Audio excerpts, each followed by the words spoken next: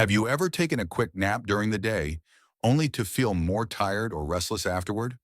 Especially after 70, what once felt like a harmless little rest can quietly begin to sabotage your health, your mood, and even your memory. And yet, so many older adults continue the habit, not realizing what it's doing to their body and mind behind the scenes. In this video, we're diving into 7 reasons why daytime sleep after 70 might be doing more harm than good. This isn't about making you feel guilty for taking a break. It's about understanding what changes as we age, what our body really needs, and how to protect the quality of our nighttime rest.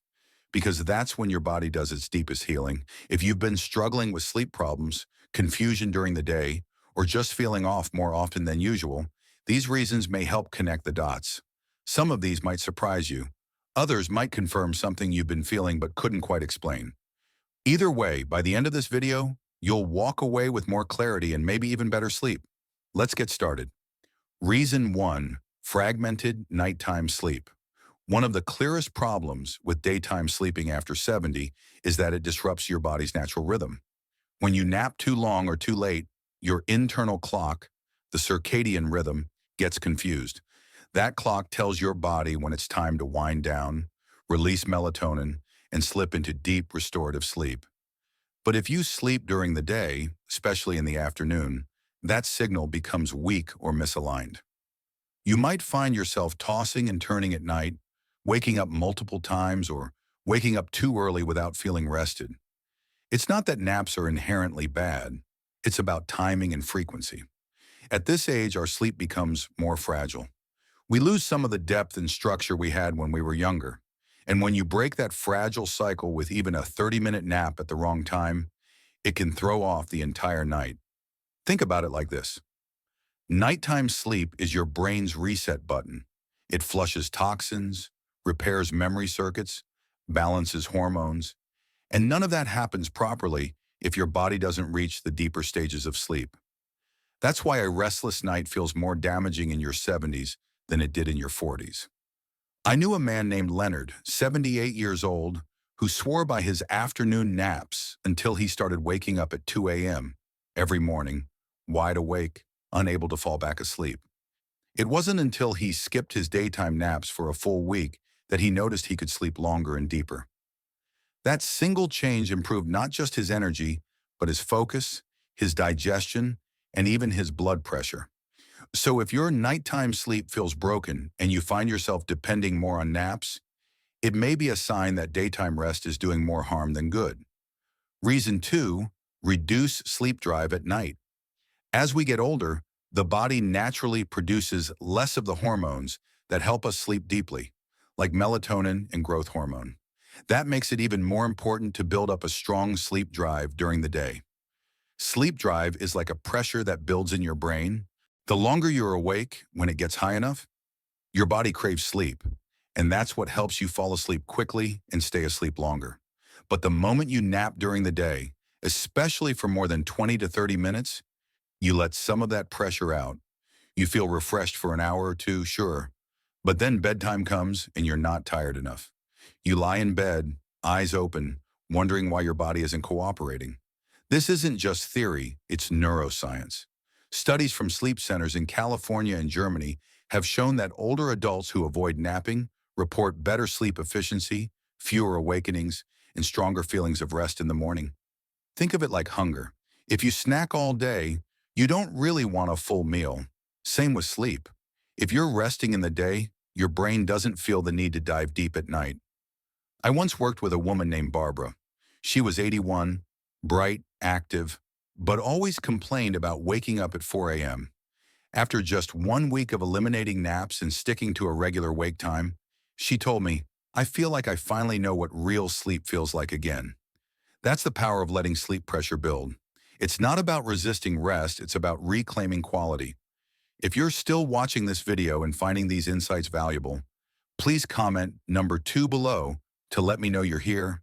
And if you haven't subscribed yet, I recommend you subscribe and turn on the bell so you don't miss any videos. Your support helps us continue creating good content to inform and inspire you.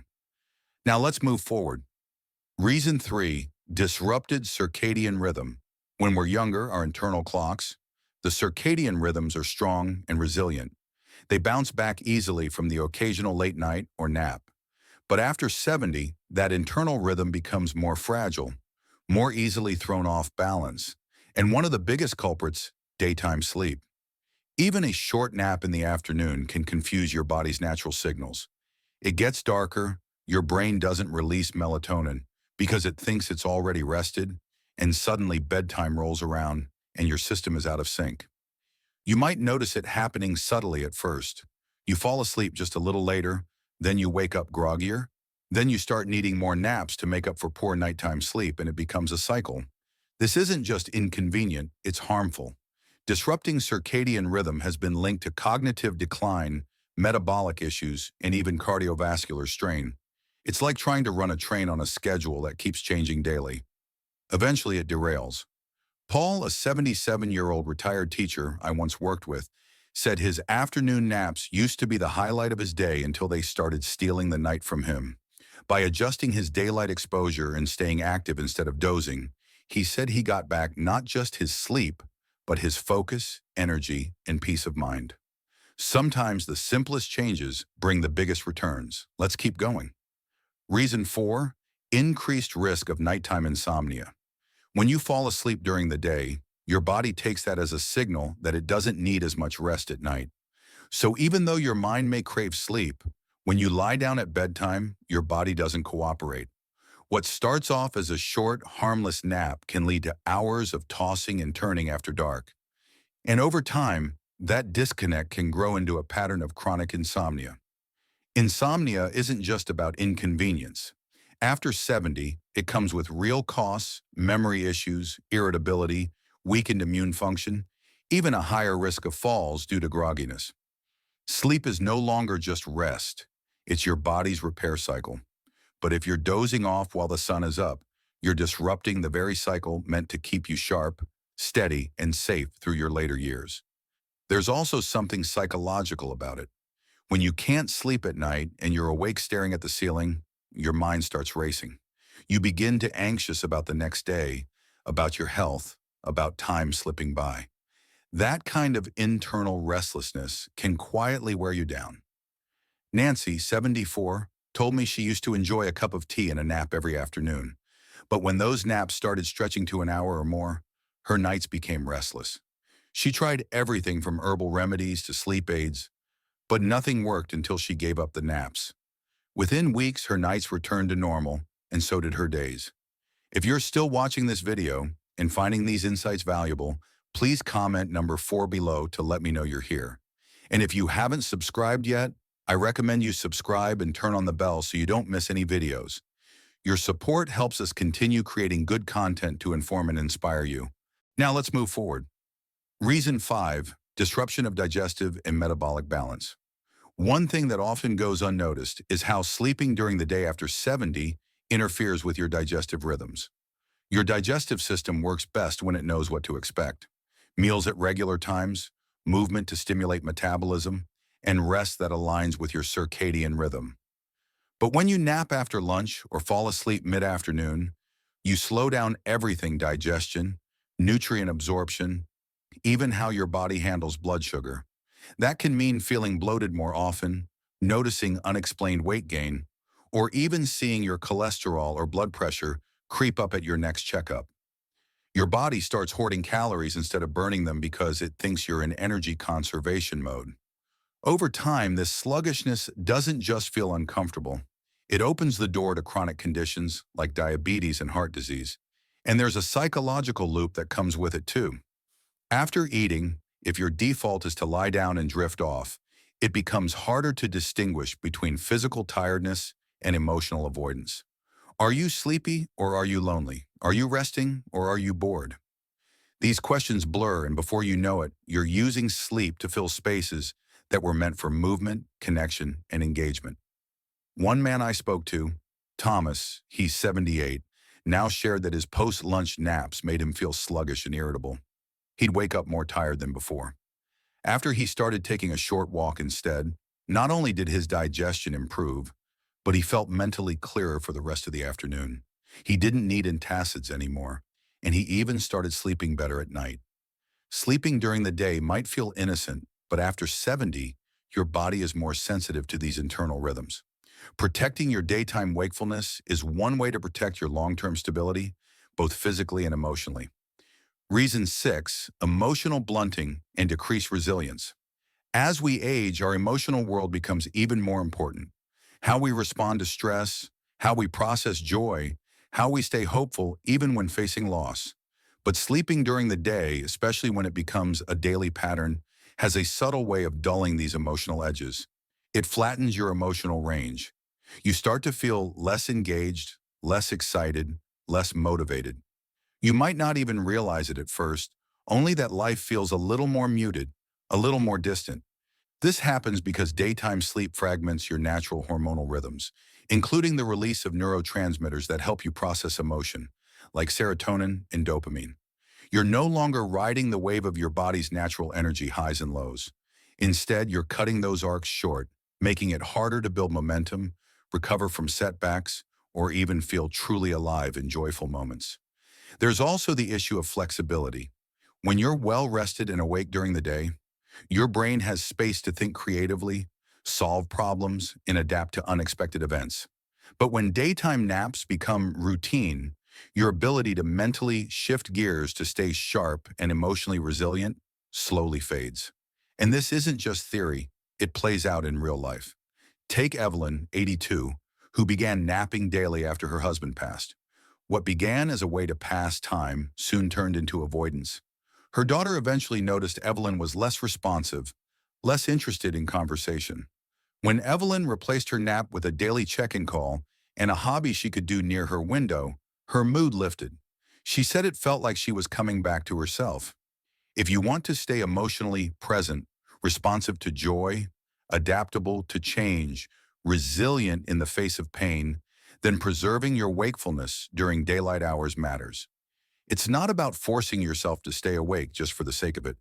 It's about protecting your emotional vibrancy so that the later chapters of your life are still full of richness, purpose, and connection. If you're still watching this video and finding these insights valuable, please comment number 6 below to let me know you're here. And if you haven't subscribed yet, I recommend you subscribe and turn on the bell so you don't miss any videos. Your support helps us continue creating good content to inform and inspire you. Now let's move forward. Reason 7, the weakening of your natural sleep drive. The body has a finely tuned internal clock, a circadian rhythm that controls when you feel alert and when you feel sleepy.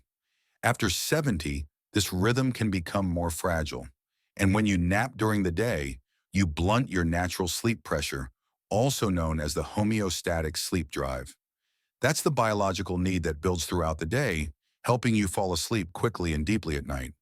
But daytime sleep interrupts this buildup. It's like taking a snack in the middle of the afternoon when you're trying to be hungry for a special dinner. You show up at bedtime and you're just not hungry enough to rest. This effect isn't immediate. It creeps up slowly. You might start noticing that you wake up more during the night, or you can't fall asleep right away, or your sleep feels shallow and unrefreshing. So what do? You nap again during the day to make up for it. And just like that, you're stuck in a cycle that only worsens your sleep quality in the long run. Once this cycle gets going, it becomes harder to break. Even if you try to stop napping, you may already be dealing with fragmented nighttime sleep. But here's the good news. Many older adults who reduced their daytime napping saw improvements in just a few weeks. The key is to engage your body and mind during the day. Go outside in the morning, do something physically light but consistent, and keep social connections active. These things help reinforce that sense of daytime wakefulness. Your brain needs to build real sleep pressure for later.